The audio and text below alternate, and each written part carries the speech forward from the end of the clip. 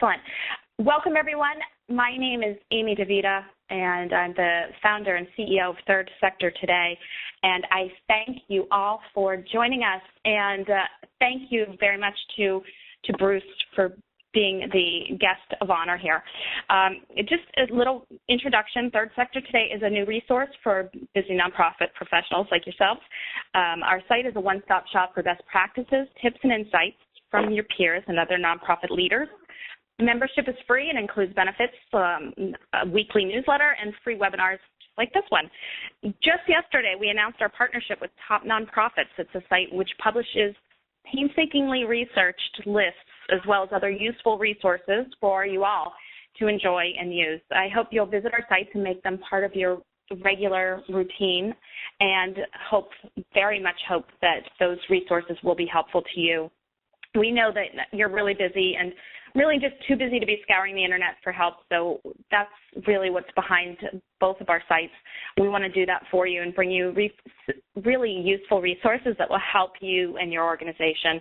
We recognize that professional development is important, and the more you know, the more valuable you are to your organization and the more marketable you become if you happen to be job seeking.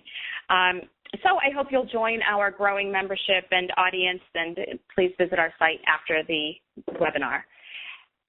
So with that introduction, I would like to talk about Mr. Bruce Birch. Thank you very much. Before I hand the presentation over to him, however, I'd like to call out some of the reasons I invited him to present. He's awesome. That's the main reason. Bruce is the author of a book called Win-Win for the Greater Good. We'll be lucky enough to not only get an excerpt from that as a follow-up to this session, but we will also have an opportunity to purchase it at a discounted rate, which is fabulous. Thank you, Bruce, for being so generous. My pleasure. Thank you. Bruce has cultivated some incredible partnerships as a result of his ability to think creatively. He's been called the father of cause marketing. He has vast experiences in both the for and nonprofit sectors, covering areas of public speaking, marketing, development, and public relations, and a million other things. He's an absolute expert in this field, and I'm so fortunate to have made his acquaintance and thrilled that he could spend time with us here today to talk about cross-sector partnerships that work. So without further ado, Mr. Bruce Birch, would you like to, I will hand the presentation over to you, and that should just take a second. So thank you. I'll shut up now. Thank you, and I'm really pleased to be here with Third Sector today and with all of you. We've got a lot to go over, so sit back, hope you take some notes. I know you'll be getting some copies of this, both the audio copy and I think the notes. But let me begin by just hitting the big top line of today's conversation, and that is that all across the country there is a major sea change occurring in the nonprofit for-profit relationship. Now, during the recent Great Recession, I love that term, which is still impacting all sectors, nonprofit, for-profit, education, government, there began a noticeable shift in corporate funding and donation philosophy. The money boat of philanthropy and even event sponsorship, which has cruised comfortably over the past many years, is being rocked. And I want to give you two examples. The Shorenstein Company, which is based in San Francisco, is one of the country's largest privately owned real estate firms. I spoke to Glenn Shannon, who's president of Shorenstein, and he said, "We were giving away money in increments of $5,000 to $15,000 to a lot of different groups. But we were not confident that we really knew what outcomes we were getting for our philanthropic dollar. So the company decided to focus its philanthropy on one area, and that area was education. For example, they made a $100,000 donation to Aim High. Now, Aim High is a nonprofit organization for low-income middle school students, and it offers a free summer learning program. Now, but what Glenn emphasized is that just importantly is what he calls, was just as importantly what he called the beyond the check aspect of the relationship, the beyond the check aspect. Shorenstein's senior leadership team took ownership of the program. They helped with strategic planning and marketing. They helped with communications. They provided lots of volunteers and many, many more bits of assistance. And through this partnership, Aim High has prospered and Shorenstein is able to bring many, many benefits back to their organization and back to their employees. Now, right down the road from me here in San Rafael, California, where I'm sitting, is an organization called Autodesk, which is a world leader in 3D design software, so computer-aided design. Now, Autodesk has given away millions of dollars to nonprofit organizations all across the world, and the vast majority of their donations has been in the $2,000 to $5,000 range maximum. Now, this year, the company completely overhauled its granting employee match programs, and I was honored to have been asked to come in and give my philosophy on why I thought that their new policy made so much sense. Their policy has the potential to provide far more benefit to nonprofit organizations, but they're doing it by encouraging Autodesk employees to be more involved in their communities on behalf of Autodesk. And Julie Wilder, is a good friend, is Autodesk Employees Impact Manager. And she said to me, "We have the opportunity to support the organizations our employees care most about, which is important to us at Autodesk." And I love this line, "Nonprofits have the potential for long-term partnerships through broad board service, skill-based volunteering, and other relations with our company." In other words, if you are not engaged with Autodesk employees, or if you're not willing to form a partnership with Autodesk, their community funding is no longer available. Now, these are just two examples of the sea change that's happening all across the country. I talk to corporations all around the country. I talk to foundations around the country. And this is what I'm hearing. And it boils down to this, is that if you don't learn to correctly navigate these waters, the opportunities that once were are being washed away. In other words, as the sea calms down, you're going to find a new normal. And this is really key. If a nonprofit is only holding their hand out for donations, they are going to be left out. This is what's going on all across the country. Now, this new normal can be seen from two different perspectives. First, the for-profit perspective. They're saying, it's my money, and I'm going to spend it where my organization receives the most business benefit, the most benefit in sales generation, employee engagement, brand awareness, press coverage, community, and goodwill, and more. They want something back. And nonprofits are seeing that this new climate they're seeing that the old corporate approaches are not working anywhere near as well as they used to in this new normal. So for me, nonprofits must realize that they need to provide, and we're going to really drill into this, a business value proposition which addresses the marketing and business objectives of potential for-profit partners. And if they don't provide a business value proposition, these for-profit partners are going to find a nonprofit partner that does. Now, a lot is at stake, and you know this. The underserved and hard-to-serve are getting hit even harder. The needs of the nonprofit world and those that you serve have grown exponentially, while the funding available from the for-profit and foundation world has in many, if not most cases, decreased. And for-profits are receiving far more funding requests they can possibly support. There are very long lines lining up to get for-profit and foundation funding, and they just can't support that many opportunities. Now, I imagine that this must sound pretty familiar to all of you. For-profits are realizing that they deserve to receive mutual value in the nonprofit for-profit equation, and they do. Now, they are not necessarily seeking a financial return on their investment, but they are seeking a return on their social investment. They're looking for closer engagement with and benefit from working in partnership with nonprofits. More and more, they are seeking long-term, multifaceted partnerships, partnerships that provide benefit back to their for-profit organization. Think about it. After all, it's their time, it's their talent, and it's their money.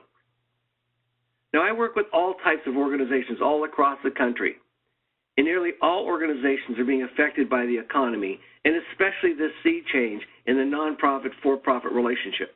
And no one, especially me, no one has a magic pill that would make all these challenges go away. But the very good news is that organizations that truly understand this sea change and proactively seek out partners, especially partners in other sectors, and provide those partners with a solid business value proposition, these are the organizations that will stand first in line for the most valuable relationships and the best cross-sector partnerships. So today, I want to drill into this concept of providing a business value proposition to potential partners. But first, I want to say that some of the examples I'm going to use today will work just as well for a small nonprofit as it does for a very large nonprofit. I've worked with all levels, but as Public Relations Director for the United States Olympic Committee and Marketing Director for the American Red Cross, a lot of my experiences have been on a mid to much larger scale. But I've also worked with a two-person art program that I introduced to Autodesk and got them a $5,000 donation through that partnership, and that was over half of their entire budget. So what we're going to talk about today works for any level organization. The concepts are the same, but the scale may be different. So I'd like to provide you with my definition of a cross-sector partnership. A cross-sector partnership is a multifaceted, value-driven relationship between two or more partners from the nonprofit, for-profit, education, or government sectors. But this partnership must be focused on the greater good. Absolutely must be focused on the greater good.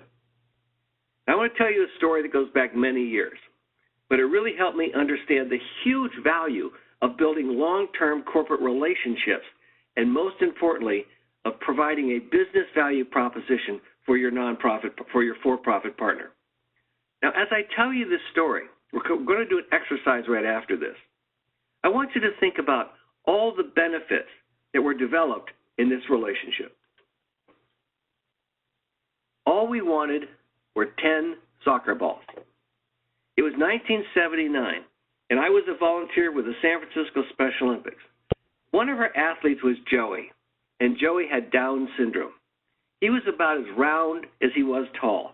He was always running around. He was always smiling. He was always running up to me and going, "Coach, what are we going to do next?" People like Joey are exactly why I wanted to be part of Special Olympics, because he was so special himself. And Joey wanted to play soccer. The only problem was we didn't have a soccer program. Well, we realized that soccer could be one of the easiest sports that we could reach, that could reach almost all of our athletes, and at very little cost. I mean, we had free use of sports fields. All of our athletes had some form of a running shoe or tennis shoe, and we had volunteers, including myself, that had some background in soccer. So all we needed were the soccer balls, about $10 each back then. And like any nonprofit, we at Special Olympics didn't want to pay for anything that we could get donated.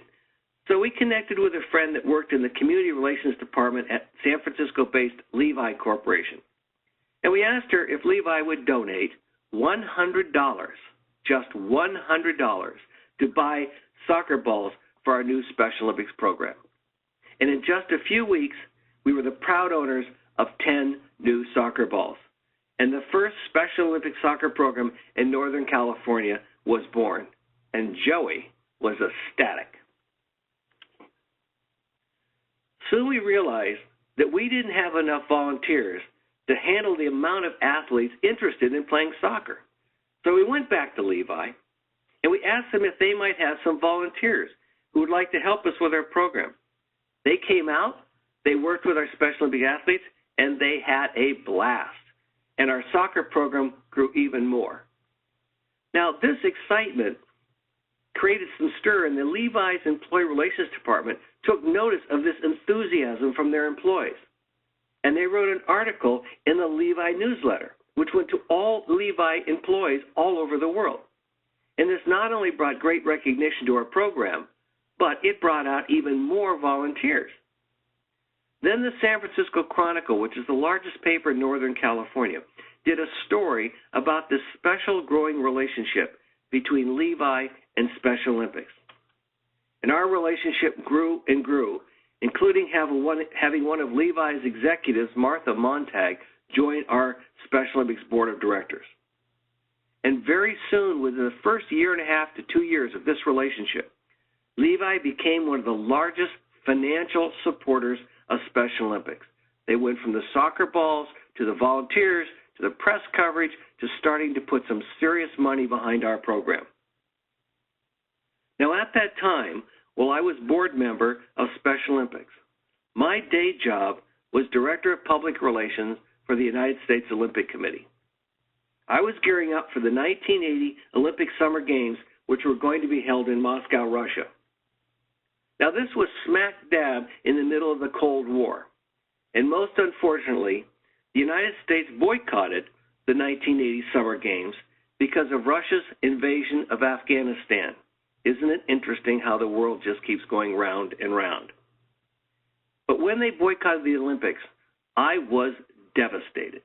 I had spent years putting together promotions and celebrity concerts and all sorts of different events and fundraising and cause marketing programs for the Olympics, and they were canceled.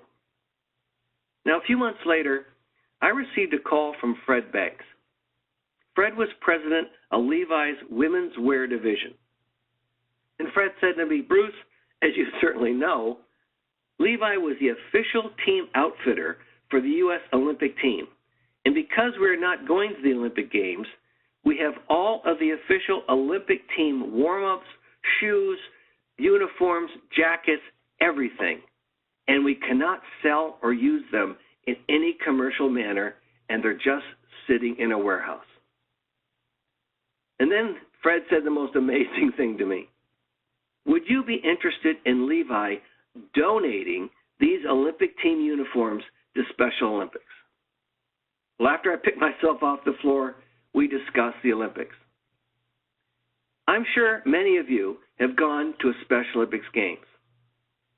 So if you do, or just imagine their excitement, because athletes come into the stadiums and they're brimming with pride, and they're jumping up and down, and they're yelling, we're number one, and they're running around, and they're hugging absolutely everybody in sight.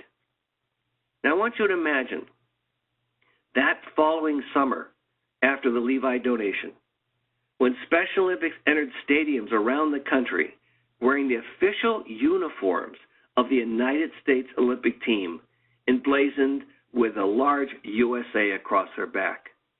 You have never seen such excitement and such pride as those Special Olympics athletes showed wearing those uniforms. And it all started with 10 soccer balls. Well, 10 soccer balls and my buddy Joey. Now, this partnership between Levi and Special Olympics was pure magic. And as I said before, this experience helped me to understand the huge value of building long-term partnerships between the nonprofit and for-profit sectors when that partnership is focused on the greater good, which was those athletes. As you heard, there were many benefits that Levi and Special Olympics received from this partnership, and I'd like to run over some of them. Special Olympics received the soccer balls, of course. Many new volunteers. Special Olympics received coverage in Levi's corporate newsletter. Martha Montag, a Levi executive, came on to our board of directors. We received media coverage throughout the Bay Area. They became, Levi, 2 or 3 of our top funding partners. And this was important, very important.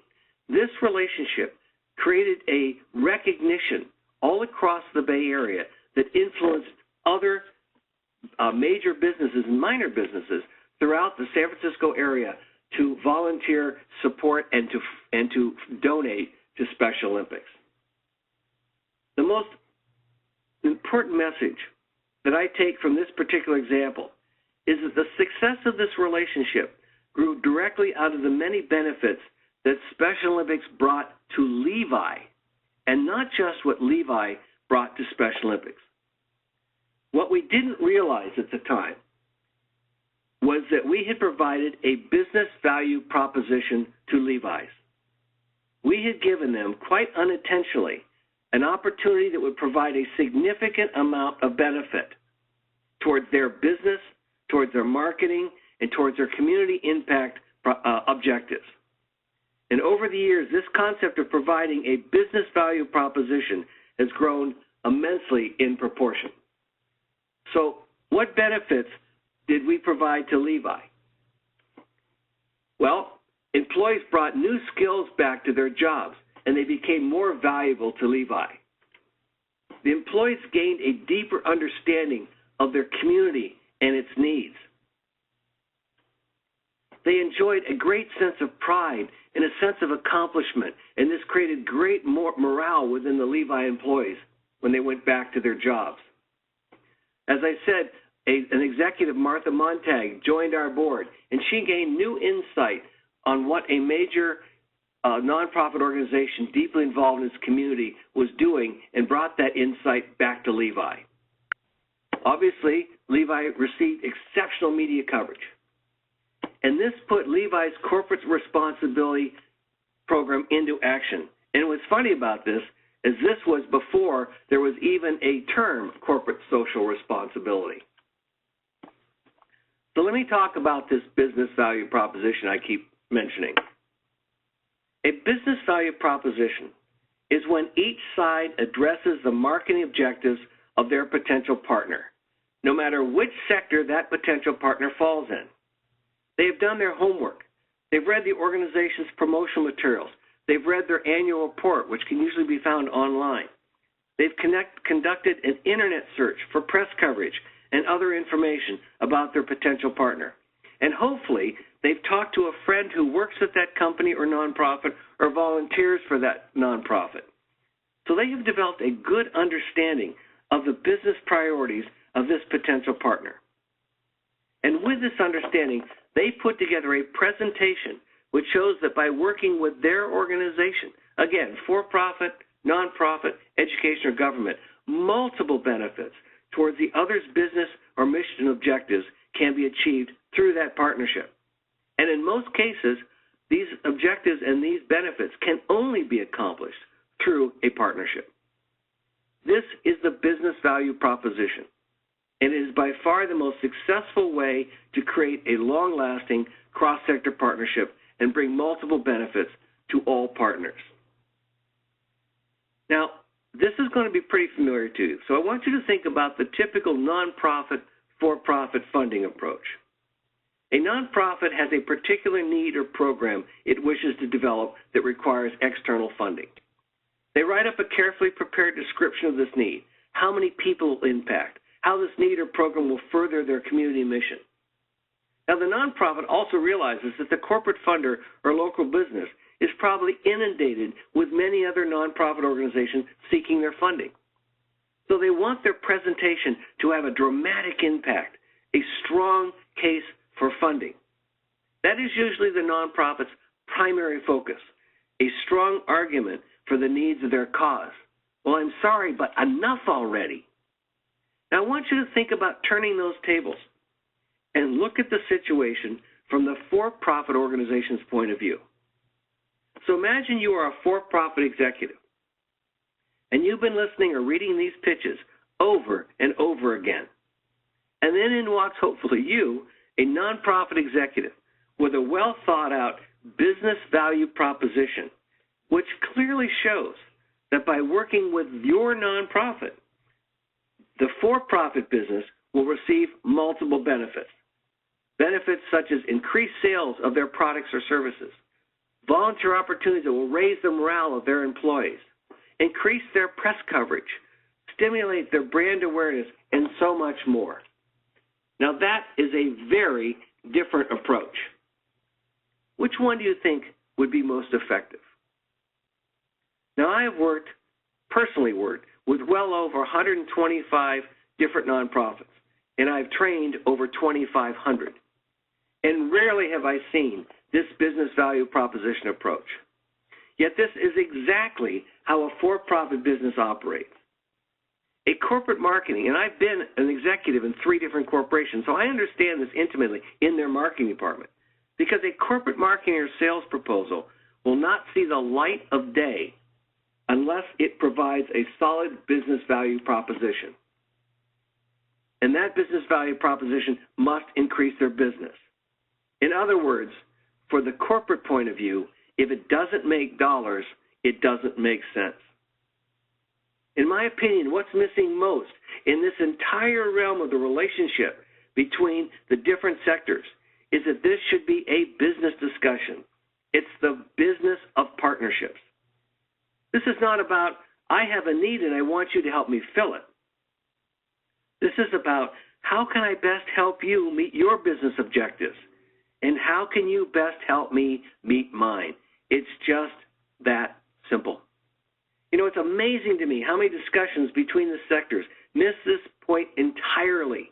They focus on the emotional appeal, the families that need shelter after a disaster, the needs of starving children, the pets that are being abused, pollution that's killing fish in our streams, and more and more. Now, I like an emotional appeal as much as anyone. I've built an emotional appeal into every single one of my campaigns. But I'm in the business of creating successful cross-sector partnerships and cause marketing. And successful partnerships are first and foremost business relationships. Once you form a mutually beneficial business relationship, then and only then do you add the emotional appeal. And that emotional appeal will drive the sales, it will drive your donations, it will drive the success of your partnership. So now, as I promised, I'd like to do an exercise and get you involved in this. I'd like to explore the many benefits that nonprofit and for-profit organizations can receive by working in partnerships. So I'd like to start by asking you to think for a minute of all the benefits that a nonprofit organization might receive by working in partnership with a for-profit. Think of every possible benefit, no matter how small it might be. And please write these benefits in the chat box on the screen. And Amy's going to let me know what your questions or what your answers are. All the benefits that you think a nonprofit organization receives, and write them in your chat screen. Okay, Bruce, I'm waiting for the first one. Okay, we've got one. Volunteers. Absolutely. And media coverage. Great. Public relations. Terrific. Clout with other parts of the community. They're coming in quickly. I can't read that fast. Closer connection to the for-profit. Product funding volunteers. Oh, someone gave the whole list. Thank you. Product funding volunteers, board members. Oh, that's good. Advice, recognition, press. We've got brand recognition on both sides. Absolutely. I'm sorry. Connection to for-profit partners. I guess that is even other for-profit partners. Partners of the partner. Getting all existential. Crowdfunding, good one. Building a network.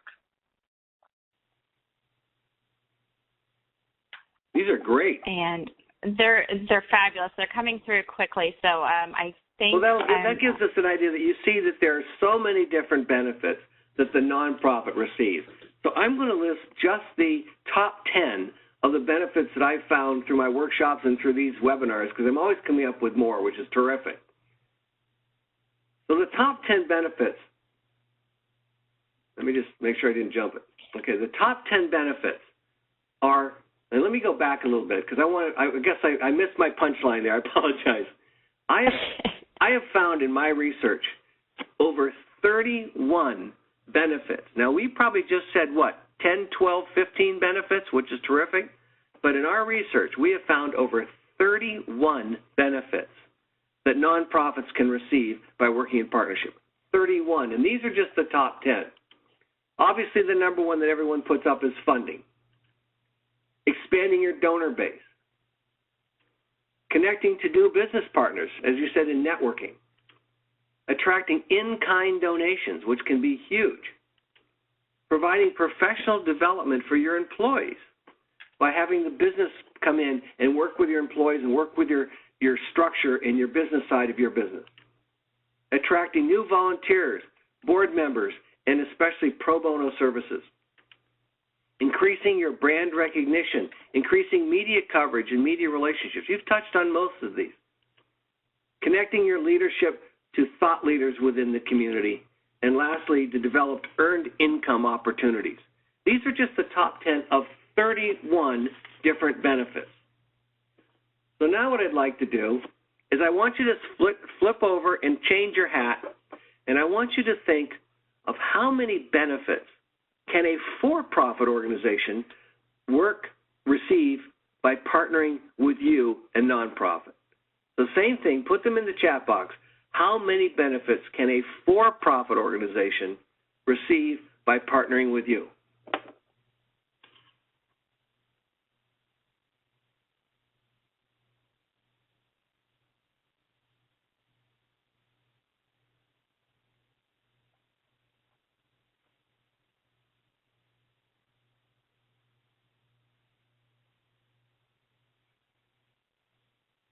Are they coming up there? Oh, sorry, Bruce. I was muting myself. Okay, we have positive press, increased sales, corporate social responsibility, employee culture change, pride and accomplishment. These are some really great ones.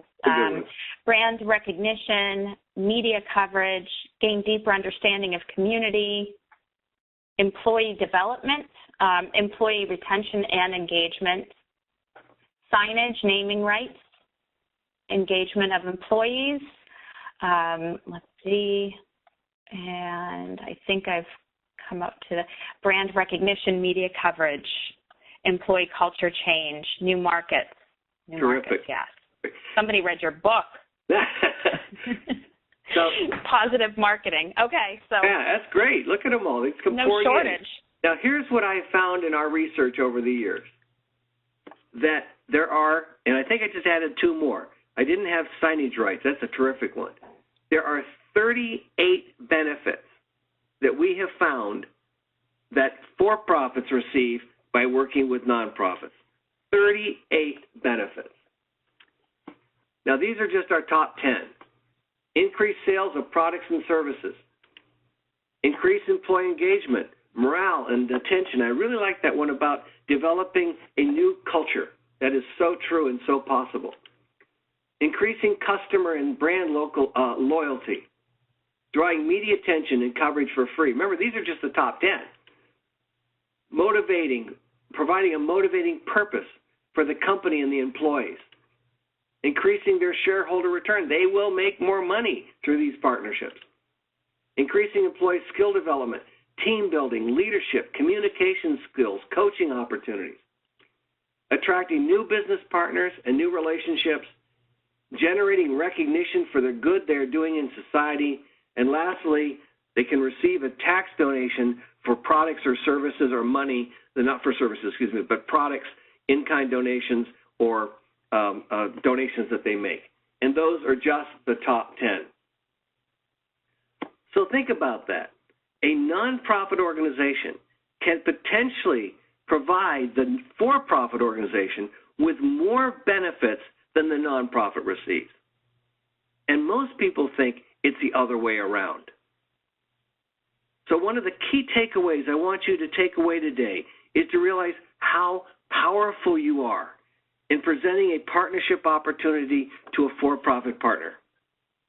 So when you're exploring a partnership with a for-profit, you can go in with absolute proven confidence that you bring them as much, if not more, than they can give to you.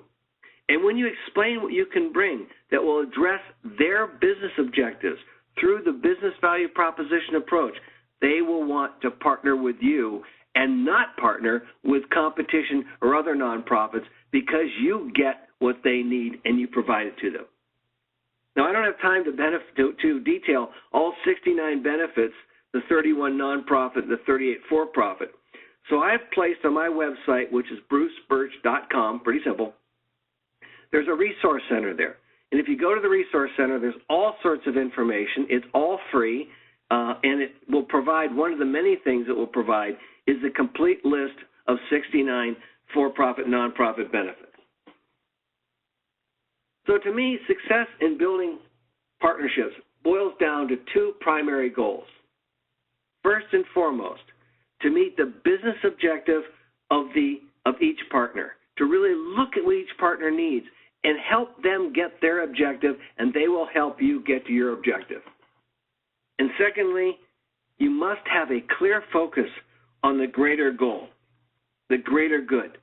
It is this focus on the greater good that provides the magic that drives success of any cross-sector partnership. Without this focus, it's just a joint venture. It's between two or more organizations, but it's empty. It's just about money. And when it's just about money, all the air, all the excitement, all the motivation is sucked out of the partnership balloon. But when a nonprofit or for-profit or education or government sectors come together and put all of their marketing and their intellectual focus on the cause, amazing things can happen. And I say this a lot, and I really mean it. Nonprofits are not a cause. The cause is that woman with breast cancer and men with breast cancer, the child that's starving, the family that needs sheltering, the pollution in our streams. That is the cause. And we must keep our focus on the bottom line, which is the cause. So let's return to the business value proposition. So now you have a list of at least, because we got a couple more, at least 38 distinct benefits that a for-profit organization can receive in a partnership. Now, I want you to take this list, and I want you to mix it in with all the information that you found researching the business goals and objectives of your potential partner. Add in the mission of your organization, what you bring to the partnership, and build a business value proposition like they have never seen before. This is the recipe for success.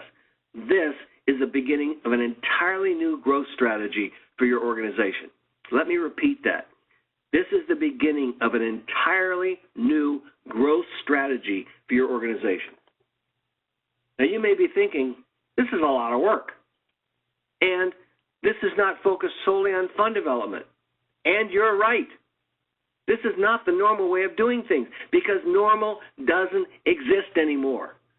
If you want success and the new normal, you need to think differently. Or as Apple once said, think different. And especially, you need to understand the new normal that's happening throughout the corporate community from large to small. Now, some of you may be thinking, but I just need to raise more funding. I understand that. I'm on your side of the fence. But what we're exploring is all about fund development. But it's fund development wrapped up in a multiple benefits package that can greatly increase your success for getting more funding. As we got with the relationship with Levi. We started with 10 soccer balls, and they ended up giving us tens of thousands of dollars over our relationship. But it will also help lower your expenses. It will help expand your donor base while you're bringing a myriad of other opportunities that you don't get when you're only focused on seeking funding. Let me say that again. These are opportunities that you don't get when you're only focused on seeking funding. If you're just asking for money, you lose the other 37 or 32 benefits. Now, I'd like to move on, because our time is short here, to a couple of other key areas that will help deliver the results you're seeking. A critical consideration in your exploration to find the most appropriate partner is to find a partner that best aligns with the brand, mission, and goals of your organization. Now, by alignment, what I mean is that when you put side by side your brand with their brand, your cause with their business cause, this association is intellectually, emotionally, and practically compatible. In other words, the association just makes sense. It makes sense to the partners, it makes sense to the public, and it makes sense to the media. This critical need for proper partnership is called alignment, and it's also called brand fit. Let me give you a great example of brand fit. The promotion and project between Barefoot Wine and Surfrider Foundation. Now, Surfrider Foundation's mission is the protection and enjoyment of oceans, waves, and beaches. And together with Barefoot Wine, they created the Barefoot Wine Beach Rescue Project to help keep America's beaches, I love this, barefoot friendly. See the alignment? Beaches, surfers, water, protection of the beaches and water. This partnership hosted cleanups and restoration events coast to coast, utilizing volunteers from Barefoot Wine, from volunteers from Surfrider and others. And they cleaned up the shoreline, and they planted native greenery, and they collected litter that was strewn across the beaches. And then at the end of each event, the volunteers enjoyed Barefoot Wine and surf-inspired food. Now, aligning a brand like Barefoot Wine with a surfing or originated and water-focused Surfrider Foundation is a great example of excellent alignment. Even at the events they held themselves to celebrate their working together emphasized this barefoot-friendly alignment. So as your team begins to brainstorm for potential cross-sector partnerships, you might be surprised with how many potential partners there are that offer excellent alignment and resources for cross-sector partnership. For example, if you were building a new homeless shelter, a local construction company, an architectural firm, a furniture company, a building supplies company, a real estate company, and many more possibilities for well-aligned partners will quickly surface. Now, the question that I always get asked is, what is the best door to open when I'm going to look for all these benefits, when I'm looking for a cross-sector partner that's a corporate partner? This is the question I get all the time. So let me turn that around to you. Which department within that potential business partner do you feel would be the best place to start? Which department is the one that is tasked with presenting the company's products and services to the public? Which department manages the outreach to the community in the area of public relations and community involvement? Which department runs their website? In nearly all cases, this will be the marketing department. Sales, public relations, community relations, media relations, the management of their website, and other outreach responsibilities are usually managed under the under the marketing umbrella. And another reason to have no fear is that you will find marketing people to be really friendly and helpful. I mean, after all, you don't put mean people in your public relations department. And I've been in many public relations departments, both employed and working with them. And they're great people to work with because they're looking for opportunities that will help their organization. So importantly, the folks in the marketing department will touch all other aspects of an organization, from the CEO to the mailroom, internally and externally. So they are usually in the best position to review your desire for a partnership. So for instance, if you want to work with their employees, they might say, okay, we're going to introduce you to the community relations department, but you go through the marketing department first because they know what best fits their organization. And this is a very key bit of information. Marketing budgets can be from 100 to 1,000 times larger than the budgets of the philanthropy or donation budget, 100 to 1,000 times larger. So it is the marketing department that is responsible for and drives the revenue of a for-profit organization. It is the marketing department that is connected to all these other departments. So it is the marketing department that you must open and go in first. Now, I'm so confident about your potential with cross-sector partnerships that I'm going to make you a promise that is absolutely true. There is nothing in business today that provides as much economic and social benefit on as many levels to as many stakeholders as a strategic partnership between any combination of the nonprofit, for-profit, education, or government sector when that partnership is focused on the greater good. In my career of doing this for 38 years, I have seen absolutely nothing else come even close to providing 69 or more benefits. Think about that. No other form, no advertising campaign, no clever PR program, no sales or discount program can provide anywhere near the amount of benefits as a cross-sector partnership when it's focused on the greater good. Now, this is not the time for business as usual. your organization can achieve stunning partnership success. However, it takes the realization that you may need to try new approaches and go out of your comfort zone to do so. You need to focus on creating a greater good. Success comes through a step-by-step approach, leveraging what you already have with the right partners in a combined effort to create that greater good. So you are in the right place. You understand the new normal.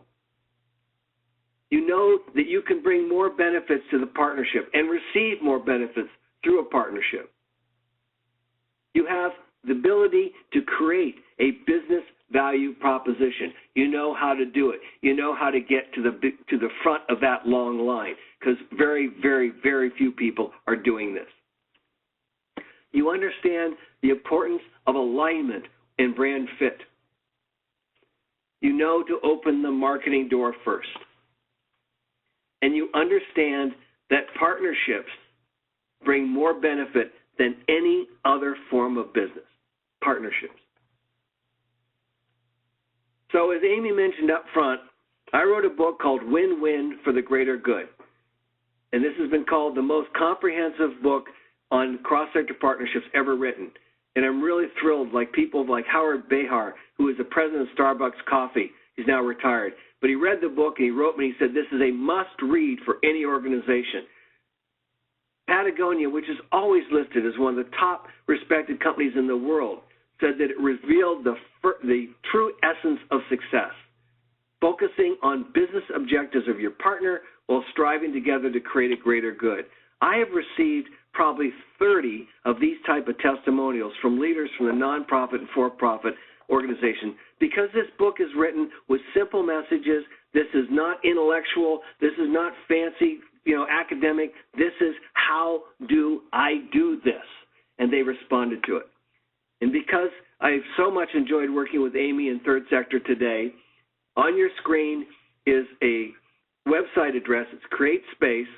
If you go to createspace.com and put in that number, in the checkout process, you put in the letters, and you'll receive a 20% discount, which is $4 off the retail price of my book. I'm going to leave this up for a minute so you can take this down. But I recommend, I don't make any money selling books. I'm all about evangelizing what this is all about. So I really hope, because it will really help your organization. If there's one thing I've learned over these many years, there is magic when organizations come together to create a greater good. And these experiences will not only change your lives, they will change the lives of those that you are serving. They will change your organization. And as Joey did, they will change your own life. So thank you. Amy, this has been great. I want to open it up for questions, and just ask away.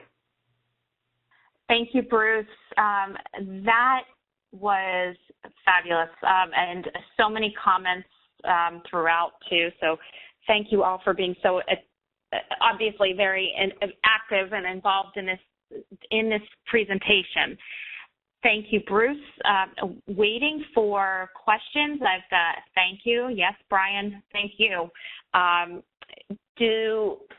I think Bruce presented an awful lot of information here for us to use that we'll be able to use. Laura Page would like to know, sorry, Laura, I gave away your anonymity. Is there a resource online to find foundations with a good match? Oh, good. I'm glad it's okay. So, Bruce, could you answer that question? Is there an online resource that you could point them to that helps match you with a good foundation for funding? Well, and partnerships. The straight answer is no, but the Foundation Center has an online online program where you can search for different for-profit and foundation organizations that might be aligned with your particular mission of your nonprofit. So that's a starting place, but to me, in the local area, you want to go up to your Chamber of Commerce You want to look at your business publications like the business journals or business times. There are a lot of different places to sort of look at. I mean, go into your local paper and do a search for to find companies that might be having their employees involved in your area of nonprofit. There is no national matching registry. There have been some talk about it. It's been proposed that I do that.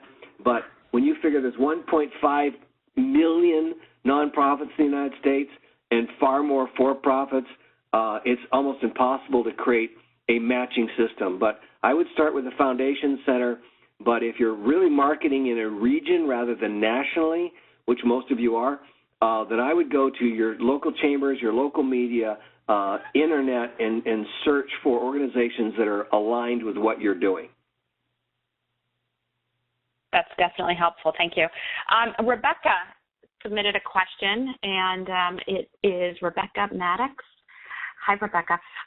She asks, do you have any suggestions on when to approach a for-profit with a business value proposition, a certain point in your relationship or a certain time of the year? That's a great question, Rebecca. A couple things. First and foremost, corporations will work on a fiscal year. Fiscal years can either be a calendar year, which will be like at the end of December 31st would be the end of the year, or their fiscal year sometimes could be the end of the year might be June 30th. A lot of companies have June 30th, and then they start on July 1st the next year. That can be found out pretty easily by searching the internet, finding their annual report and see when they list that. So let's say that your corporation, Acme Plumbing, you want to help get involved with you, find out when their fiscal year is, whether it's calendar or the mid-year, and then work back at least 3 or 4 months. So let's say they're mostly making their financial decisions for the next year, like for 2015. They will make most of those decisions by the end of October. So you don't want to go to them in January and ask them for something for March. You know, you really need to get closer. So that's the best approach. Obviously, go to the marketing department. But here, I'm going to say this loud and clear. Do not, underline, do not send a proposal. Proposals are absolutely the easiest thing to say no to because you're not looking somebody in the face. Most organizations will write proposals when they think they understand what the needs are, because a lot of times a corporation will have, certainly foundations, will have long policies about fill in this online form if you want to apply. Avoid those things like the plague. Now, sometimes you have to do that, but it's the very last resort.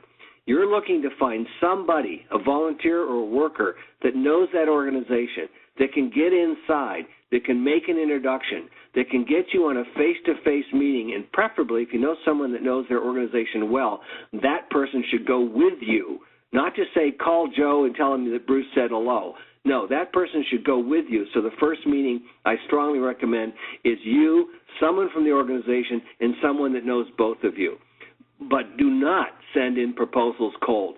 They get turned down probably 99.9% of the time, and they're an enormous waste of time, in my opinion. Thank you. That's very useful. Bruce, we have a comment, actually, and a question from Kim Abramson. And she, first of all, wanted to comment that she just received your book, and she can't wait to read it cover to cover. So, yay, that's great to hear. Thank you, Kim. Bruce, I'm sure you're excited about that, too. She says that they live in a very small island community where the same companies are asked for donations from every nonprofit in town. We do not have any major businesses here. Any suggestions for strategy for a BVP in our situation? A perfect example, Kim. I live in Marin County, California, just north of the Golden Gate Bridge. We're a fairly small community. The whole county is about 250,000 people.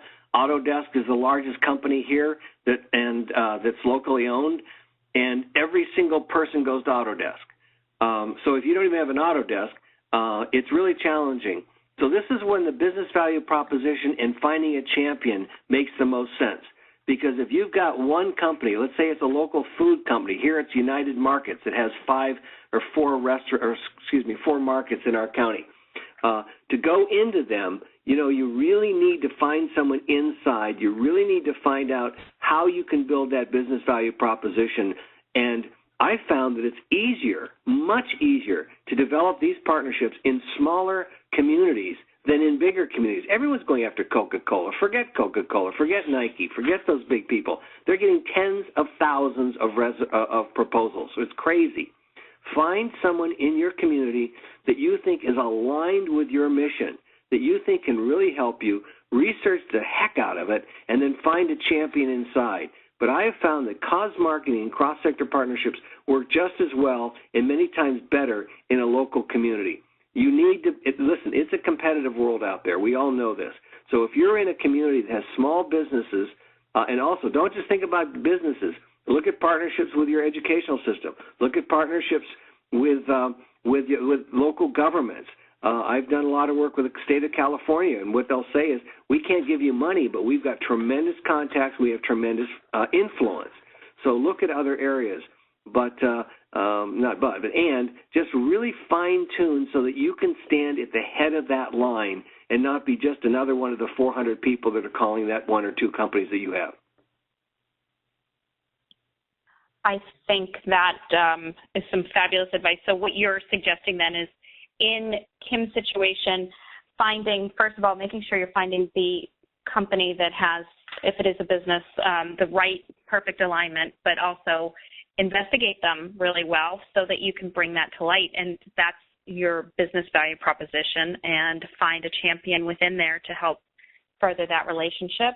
And beyond that, even just making those inroads will help you to establish really larger and other connections, perhaps. Absolutely. And you said it exactly, Amy. It's in that process. First, find the alignment, then do a business value proposition, then find a champion, and fourth, go in personally. Don't send a proposal unless you absolutely have to. Yeah, it's much easier to say no to a piece of paper. Bruce, do you have time? We have one last question. Oh, keep going. Yeah, absolutely. Okay. Jane Morrison has asked this. Can you provide a source for benefit number 32? And thank you, kind enough to explain what that number is. Cost reductions to lower employee turnover. And number 38, saving in employee training. There is an organization by the name of True Impact, which you can find online. I think it's trueimpact.com. And Ferron, F-E-R-R-O-N, is the CEO of that, so make sure you find the right True Impact. F-E-R-O-N? Ferron, F-E-R-R-O-N. Ferron Levy, L-E-V-Y, just to make sure you get to the right True Impact. Okay. They did a presentation 2 years ago that I attended that said that nonprofits can lower their expenses by 20 to 40%. 20 to 40%. Developing better management policies around their volunteers. In other words, treating your volunteers like they're employees. You interview, first of all, you do a job description, and then you interview them, and then you manage them, you train them, and if they don't work out, you fire them. You treat them exactly. I was with the Red Cross. 97% of Red Cross staff is volunteers and has some of the best training in the world. And so the Red Cross is greatly reduced its cost because it has exceptional training programs for their volunteers. And so True Impact talks about that a lot. Any other part of that question I can answer? I think that was definitely, which I believe that was what Jane was looking for. So thank you. One other thing. I talk about highly skilled advisors. So if you have a distribution aspect of your nonprofit, you've got companies like UPS or a local grocery store or whatever that have trucks and have distribution. So look in your community at places that have expertise. Now, they may not have this person volunteer for you. They might actually loan this person to you. It's called loaned executives.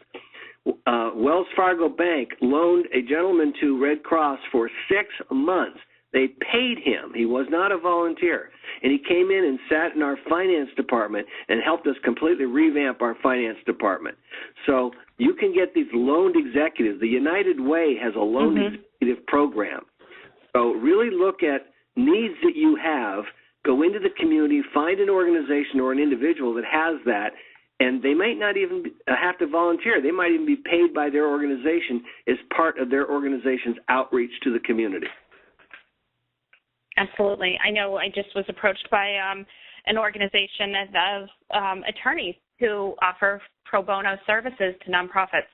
And I would imagine something like that would be helpful as well. So thank you.